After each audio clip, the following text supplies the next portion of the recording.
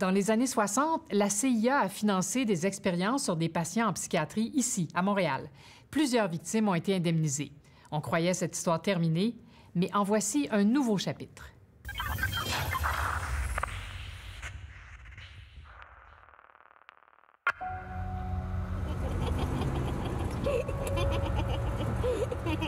Nous sommes en 1964. Diane McIntosh a 5 ans. Elle a très hâte d'arriver à destination, car aujourd'hui, son père l'emmène voir sa mère à l'hôpital. Mon père m'asseyait sur ses genoux et je pouvais prendre le volant. C'était comme un jeu. La voiture emprunte la longue allée traversant le terrain de l'hôpital jusqu'à l'Institut Allen Memorial de Montréal, un établissement psychiatrique parmi les plus réputés au pays. Après plus d'un demi-siècle, Diane se souvient de cette première visite comme si c'était hier. Son enthousiasme disparaît en entrant à l'hôpital. C'était comme une scène de vol au-dessus d'un nid de coucou. Je voyais des gens grogner en frappant leur tête contre les murs. Ma mère était là, assise et complètement droguée. J'avais beau n'être qu'une enfant, je voyais bien que quelque chose clochait. Mais ce qu'ils ignorent à l'époque, c'est que sa mère, Helen McIntosh, tout comme des centaines d'autres patients, sert de cobaye contre son gré pour les expériences psychiatriques brutales menées par le docteur Ewen Cameron. Administration massive de médicaments, longue période de sommeil forcé, électrochocs à répétition. Le tout en partie subventionné par le gouvernement canadien et par la CIA.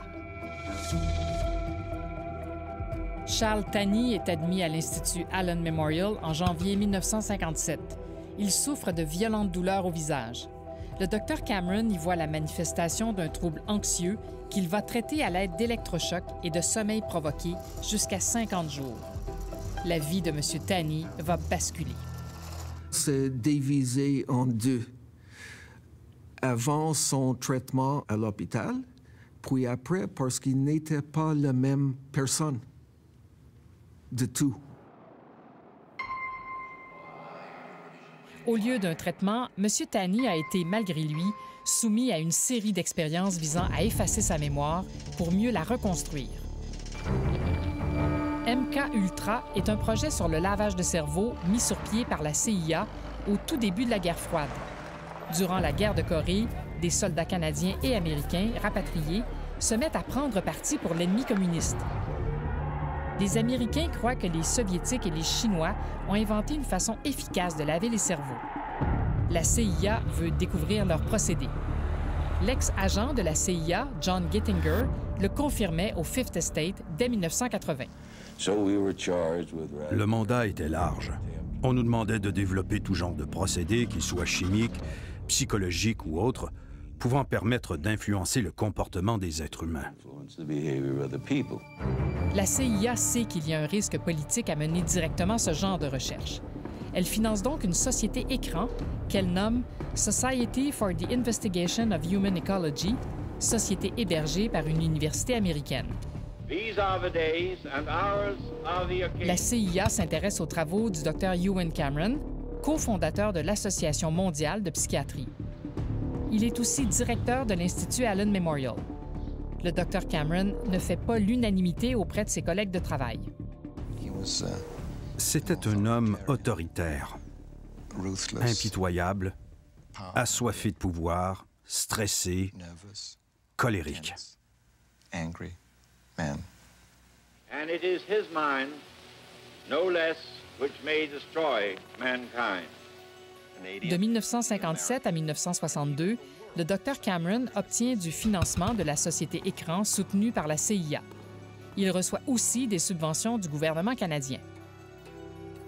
En 1962, Helen McIntosh a 23 ans. À la naissance de son deuxième enfant, elle fait une dépression. Son médecin de famille lui recommande le Dr. Cameron. Ils m'ont promis que j'allais pouvoir me reposer et qu'on allait veiller sur moi durant mon séjour à l'hôpital. Elle ignore qu'on va la soumettre à des traitements expérimentaux extrêmes, électrochocs, LSD, messages sonores diffusés jour et nuit pendant des mois de sommeil artificiel. Ce traitement l'a ramenée à un état quasi infantile. C'était infernal, vraiment infernal. C'est un état impossible à décrire. Dès que je commence à en parler, je me mets à trembler de tout mon corps. On dirait que mon corps ne veut pas que j'en parle. Hélène n'a que quelques souvenirs épars des années passées à l'Institut Allen Memorial. Les électrochocs, une photo du Dr Cameron, mais je me rappelle de lui, j'ai un souvenir très clair de sa voix. Il m'avait assise devant un groupe d'étudiants en médecine ou de médecins résidents. Et il leur a dit « Cette femme est totalement incurable, tout simplement, sans la moindre émotion. »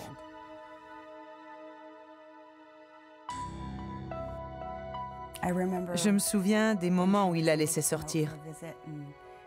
Quand elle venait chez ma grand-mère et qu'elle montait me border dans ma chambre.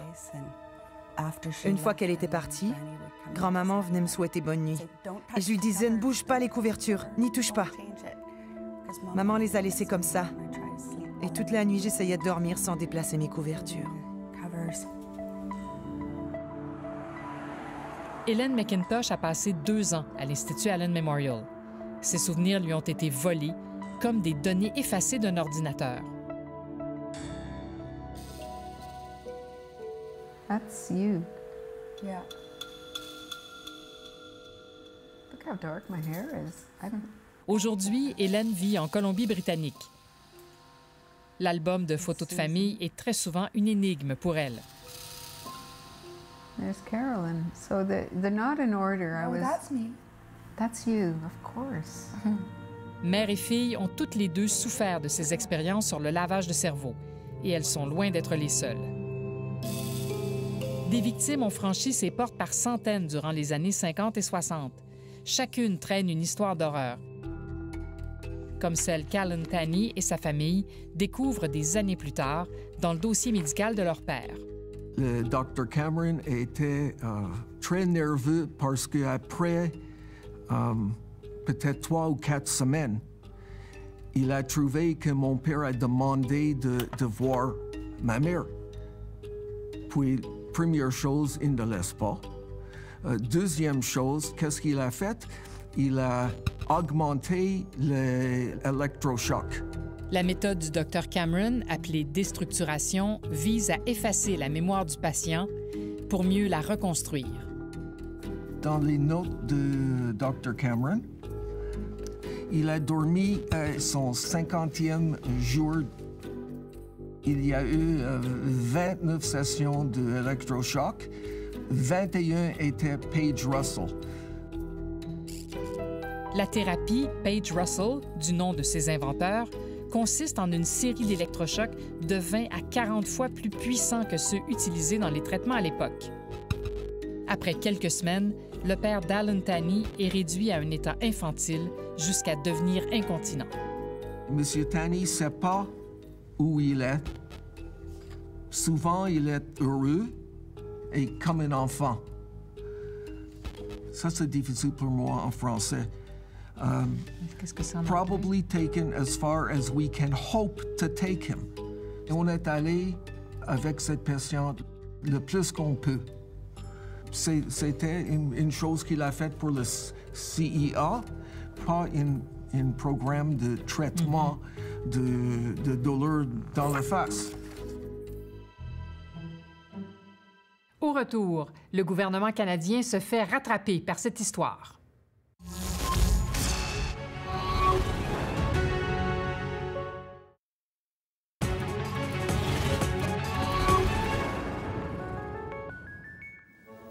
Cet institut, connu sous le nom de Allen Memorial Institute, s'est mérité une réputation enviable sur le plan international pour les travaux qu'on y a faits dans le domaine psychiatrique.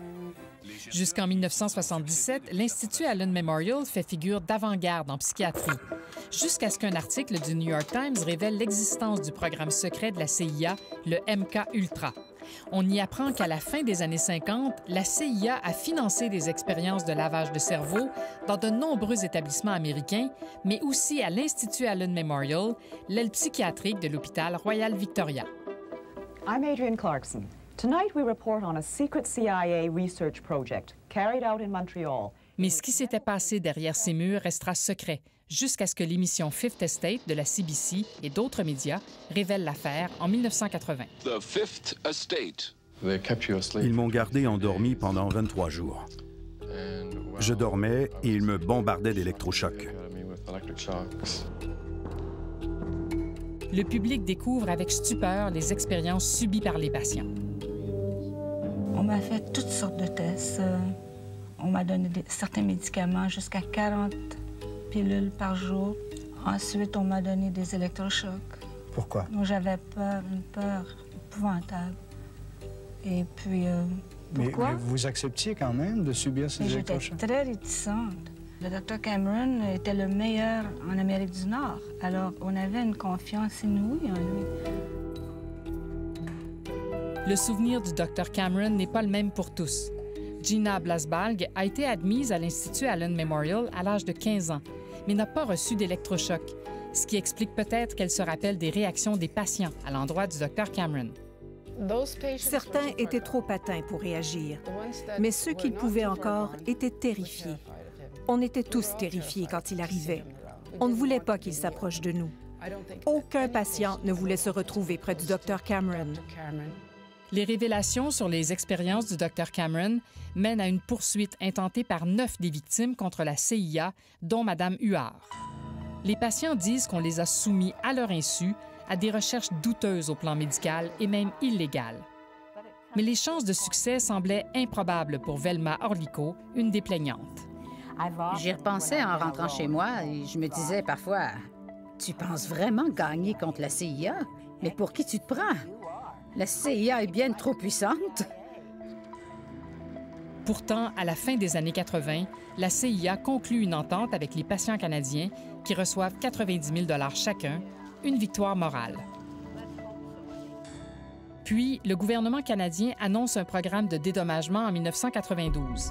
Mais seules les victimes qui ont été ramenées à un état infantile par les expériences seront indemnisées. Le gouvernement précise n'avoir aucune obligation légale ou morale de dédommager ces personnes. Le père d'Alan Tanney est l'un de ceux qui ont reçu un chèque de 100 000 $. Est-ce que c'était suffisant comme compensation? Si on ajoute toutes les thérapies que les enfants ont passées, c'est plus que ça. Des années en thérapie, mon père était beaucoup plus difficile. Dans ses relations avec vous? Oui, avec tout le monde. Après son traitement, c'était plus difficile. Finalement, seuls 80 des anciens patients du Dr Cameron répondent aux critères de l'aide fédérale. 250 personnes voient leur dossier rejeté, sans compter ceux et celles qui ignorent l'existence même du programme. Et une fois la date limite passée, c'est impossible de réclamer une compensation. Le programme exclut aussi les personnes décédées. Mon père était dans ses dernières minutes. C'était Blue Cross d'Ontario qui a fait ça pour le gouvernement. Puis elle m'a dit, « Hey, prends un avion, viens me voir pour demain matin à 9 h. » Puis je l'ai fait. J'ai eu un chèque. Puis le jour après, mon père, il est mort. 23 ans après la fin du programme, le gouvernement croyait bien en avoir terminé avec cette affaire. Mais il y a quelques mois, Elizabeth Thompson, journaliste à la CBC, examinait les comptes publics du gouvernement fédéral. Une donnée du rapport de 2017 mentionne un mystérieux paiement lié aux expérimentations de lavage de cerveau d'une autre époque. Ça concernait le dédommagement d'une personne ayant subi la déstructuration au Allen Memorial. Le nom de la victime n'était pas divulgué, ni aucune autre information sur ce paiement. La journaliste finit par découvrir que la personne en question est en fait la fille de Jean Steele, admise à l'Institut Allen Memorial en 1957, alors qu'elle souffrait d'une grave dépression postpartum. Alison Steele n'a pas le droit de dévoiler l'entente, mais elle peut nous parler de sa mère, elle qui a été privée de sa présence après les traitements subis aux mains du Dr Cameron. Ils ont effacé tous ses souvenirs. Comment peut-on oser faire ça à un être humain?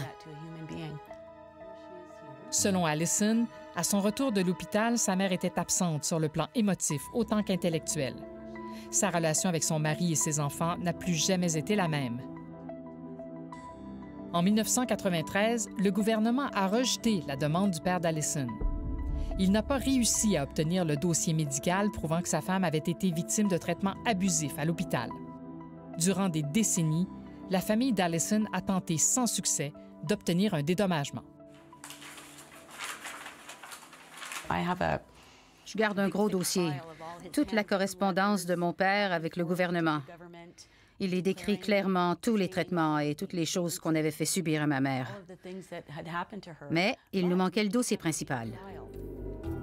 Les années ont passé. Jean, la mère d'Allison, est décédée.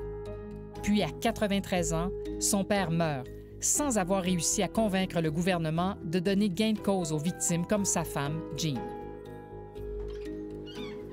Mais en 2015, les choses bougent. En vertu de la loi d'accès à l'information, Allison demande le dossier médical complet de sa mère qu'elle reçoit par la poste. J'ai reçu une grande enveloppe, 300 pages, tirées du dossier médical. Des informations cachées durant des décennies, grâce auxquelles son père aurait réussi depuis longtemps à prouver ce que sa femme avait subi. Parmi les notes découvertes, certaines sont de la même du Dr Cameron. Jean Steele y est décrite comme hyperactive, excessivement bavarde, très peu attentive, très méfiante, ayant un comportement déplacé et pleurant sans raison valable. La description d'une femme qui ne peut plus jouer son rôle de mère à cause des traitements du Dr Cameron. Jean Steele a reçu au moins 24 sessions intensives d'électrochoc. Ces informations ne sont jamais parvenues à votre père. Non, jamais. C'était donc sa parole contre celle du gouvernement. Allison Steele remet ses documents à son avocat, Alan Stein. Celui-ci entame une poursuite contre le gouvernement fédéral au nom d'Allison Steele, qui agit comme liquidatrice de la succession de sa mère. Le gouvernement finira par offrir discrètement un dédommagement à la succession de Jean Steele, mais l'entente doit demeurer confidentielle. Ce que les gens imaginent, c'est si le gouvernement n'en parle pas, c'est parce qu'il ne veut pas réveiller ceux qui pourraient avoir un intérêt à poursuivre.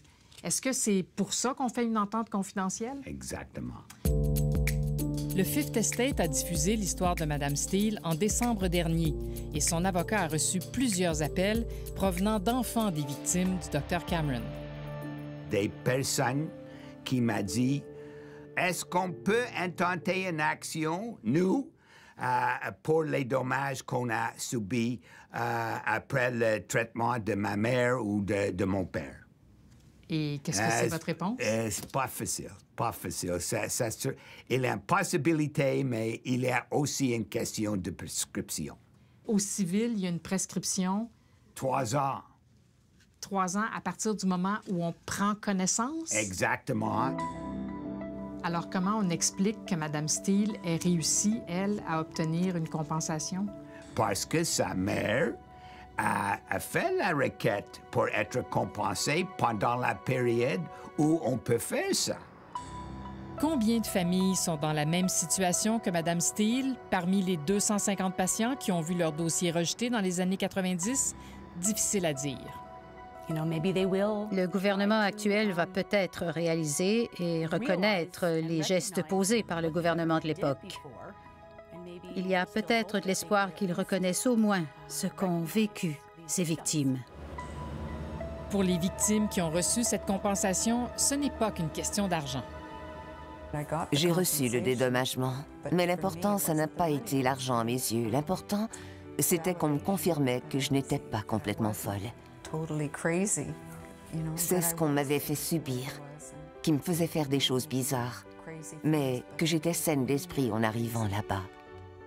Ça a été dur d'être privée de notre maman. Elle souffre tellement quand elle pense à tout ça. Alors je lui rappelle que ce n'est pas sa faute, mais que c'est leur faute. J'ai demandé à ma mère, qui était très intelligente, comment ça que toi, t'as laissé les médecins faire ce qu'il a fait. Puis elle m'a dit, voir, c'était des années 50. Le médecin était comme un dieu. En 1964, le docteur Ewan Cameron quitte l'Institut Allen Memorial et retourne vivre aux États-Unis. Son successeur met alors fin au type de traitement privilégié par Cameron. Il ne se doutait pas que ces méthodes rattraperaient l'établissement et entacheraient sa réputation des années plus tard. Le docteur Cameron meurt en 1967. Ses liens avec la CIA n'ont jamais été éclaircis. L'organisation a fait détruire pratiquement tous les dossiers du projet MK-Ultra dans les années 70. Encore aujourd'hui, des centaines de Canadiens, des victimes et leurs familles subissent les conséquences des expériences financées par les gouvernements canadiens et américains. Pourtant, depuis toutes ces années, aucun des deux pays ne leur a encore dit « Nous sommes désolés ».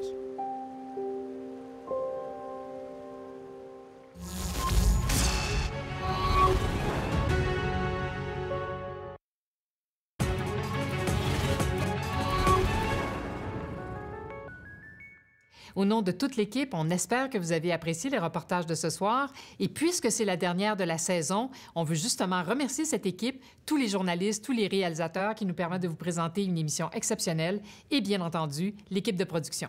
Et vous nous connaissez, c'est pas parce que l'émission fait relâche pour la saison estivale qu'on arrête d'enquêter pour autant. Alors pour ça, on a besoin de vous parce que comme vous l'avez fait tout au long de la saison, vous nous alimentez énormément en informations. Si vous avez des suggestions, des informations à nous transmettre, nos adresses apparaissent au bas de l'écran. On a hâte de vous lire. On vous souhaite un très bel été et on se retrouve au mois de septembre.